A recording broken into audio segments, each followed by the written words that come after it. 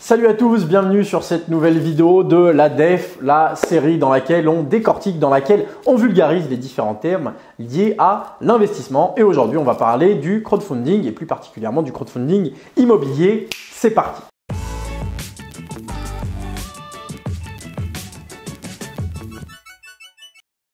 Alors, le crowdfunding immobilier, comment ça fonctionne? Donc, première chose, on va essayer de voir le pourquoi ça existe. Alors, pourquoi on a mis en place le crowdfunding immobilier? En fait, c'est très simple. Je vais vous expliquer ça avec un schéma que normalement tout le monde connaît, c'est la promotion immobilière. Un promoteur immobilier, il achète un terrain et ensuite il paye du personnel qui va construire des maisons ou des immeubles sur ce terrain. Le problème, c'est que pour ça, il faut des fonds. Admettons que le projet dans sa globalité nécessite d'avoir 10 millions d'euros. On a trois moyens de financer ce projet. On a la banque, mais généralement, elle va financer 50, 60, peut-être 80% du projet. Du coup, sur 10 millions d'euros, elle finance 8 millions, mais il en manque 2.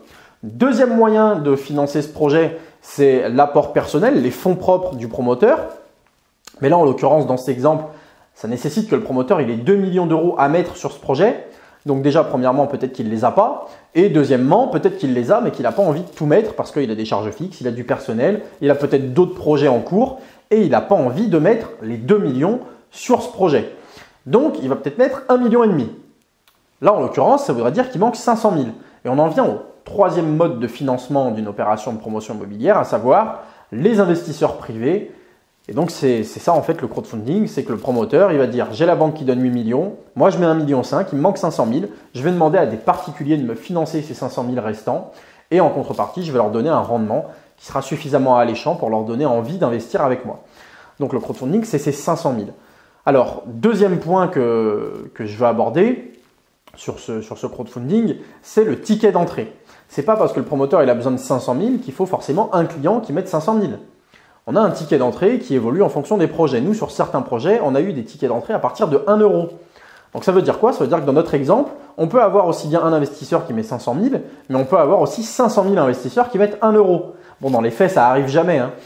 Surtout qu'à partir d'1 euro, en fait, c'est pas très intéressant. On met 1 euro, même si on nous donne 10% d'intérêt, on va gagner 10 centimes de plus à la fin de l'année. Donc, évidemment, c'est pas très pertinent de mettre 1 euro dans un projet, mais en tout cas, c'est possible. Ce qu'il faut retenir, c'est que ça offre en tout cas une grande souplesse et que ça permet à des personnes qui n'ont pas beaucoup de fonds de se lancer, de se mettre le pied à l'étrier et de commencer à investir. Donc ça, c'est très intéressant. Troisième point, c'est le rendement. Justement, j'en parlais, le promoteur, je lui disais qu'il fait en sorte d'avoir des rendements intéressants pour que ce soit suffisamment alléchant et que les particuliers ou les sociétés, en tout cas les investisseurs privés, aient envie de se positionner et de lui filer les 500 000 pour qu'il mène à bien son projet. Donc les rendements, en moyenne, il faut savoir que c'est autour de 10%. Nous, les 10%, c'est ce qu'on fait au minimum. On n'a aujourd'hui jamais fait d'opération en dessous de 10%. Et c'est pareil, il n'y a pas de plafond en fait sur les rendements. Alors évidemment, le plafond, c'est la cohérence du projet. Le promoteur, il ne va pas vous verser 500 000% si ça constitue 50 fois sa marge. On est bien d'accord. Il y a quand même un business plan, il y a une étude qui est faite derrière. Mais tant que c'est intéressant pour le promoteur, potentiellement, on peut avoir des rendements qui sont très élevés. Nous, on a déjà eu des opérations qui allaient jusqu'à 50% de rendement par an. Donc ça, c'est plutôt très sympa, surtout quand on a un ticket d'entrée très faible. Parce que si on met 1 000 ou 10 000 euros, avec ne serait-ce que 20% à l'année, ça nous fait 200, 2 000 euros. Voilà, donc ça, c'est plutôt cool. Et dernier point, donc le quatrième point, voilà, je me perds dans les comptes, mais normalement c'est ça, c'est le quatrième point, c'est la durée. La durée, généralement, elle est comprise entre 1 semaine et 2 ans. Alors, ce n'est pas une fourchette là que je vous donne, c'est un râteau. Si vous voulez une bonne moyenne, ça va être environ 6 mois. Voilà. La plupart des projets, c'est entre 3 mois et 12 mois. Il y en a certains qui vont au-delà, qui vont jusqu'à 2 ans. Il y en a certains qui sont très courts. Nous, on a des projets qui se font en 1 semaine. Donc voilà, ça vous donne une idée. Ce qu'il faut retenir en fait avec le crowdfunding, c'est qu'il y a une énorme souplesse. Ça peut être très intéressant pour celui qui n'a pas beaucoup de fonds parce qu'on a des tickets d'entrée qui sont très faibles. Deuxième chose, c'est qu'en termes de rendement, ça reste très intéressant. Alors, si vous avez 10 000 euros sur votre livret A, ne mettez pas tout là-dessus. Mais pour diversifier, ça peut être bien. On peut essayer avec 1 000 ou 2 000 euros.